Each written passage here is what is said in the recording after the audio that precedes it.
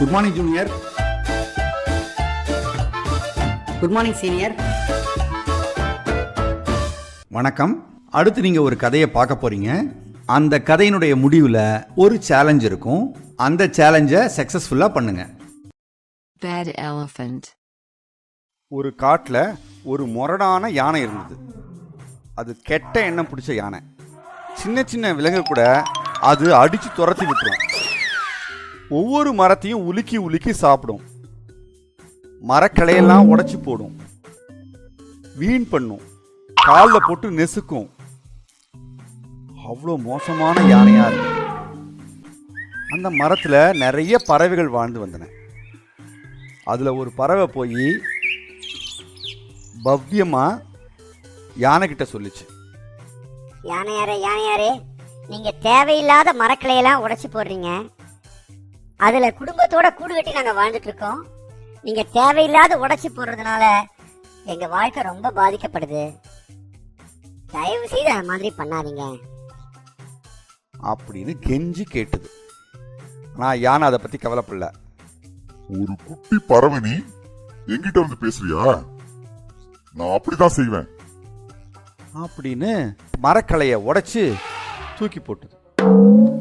இதுக்குள்ளே இருந்த குஞ்சு முட்டைகள் எல்லாம் சிதறி போச்சு. அந்த கூடே காலியாக போச்சு. பறவைகள் ரொம்ப வேதனை அடைஞ்சின. ஆனால் இவ்வளோ பெரிய யானைக்கு எதிராக நாம் என்ன செய்ய முடியும் அப்படின்னு ரெண்டு பேரும் யோசிச்சுட்டே இருந்தது. அப்போது ஒரு எறும்பும் ஒரு தவளையும் அந்த பறவைகிட்ட வந்தன. நாங்க நடந்ததெல்லாம் பார்த்துட்டு தான் இருந்தோம். அந்த யானை எப்படியாவது பழி வாங்கணும் அப்படின்னு தவளை சொல்லிச்சு. அதுக்கு அந்த பறவை, நாம எப்படி பழி வாங்க முடியும்? அது எவ்வளோ பெரிய உருவம் இருக்கு பாத்தியா? நாமளும் ரொம்ப சின்னவங்க.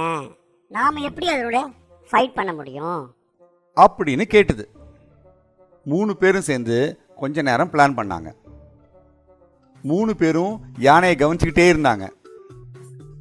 யானை கொஞ்ச நேரத்தில் டயர்டாகி அப்படியே தூங்க போச்சு. அப்போ எறும்பு மெதுவா யானையோட காதுக்குள்ள போய் வேக வேகமா குடைஞ்சுது. யானைக்கு காதுக்குள்ள எறும்பு போச்சுன்னா தாங்கவே முடியாது. அதனால வலி, பயங்கரமான வலி. அதுக்கு எழுந்து நின்று பயங்கரமா கத்துது யானை. அப்போன்னு பார்த்து பறவை ஓடி போய் யானைய கண்ணுல பச்சக் பச்சக்குன்னு குத்திடுச்சு.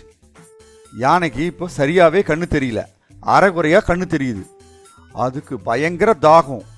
வேக வேகமா தண்ணி இருக்கிற இடத்த நோக்கி தேடிட்டே வருது. கண்ணு அரைகுறையா தான் தெரியுது. அப்போ தவளை ஒரு பள்ளத்துக்கிட்ட போய் சத்தம் போட்டுது. உடனே யானை என்ன நினைச்சதுன்னா, ஓஹோ, தவளை சத்தம் போடுது, இங்கதான் தண்ணி இருக்கு அப்படி நினைச்சு பள்ளத்துக்குள்ள காலை வச்சது.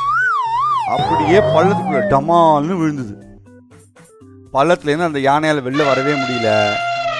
எல்லா விலங்குகளும் சந்தோஷமாகவும் நிம்மதியாகவும் இருந்தாங்க.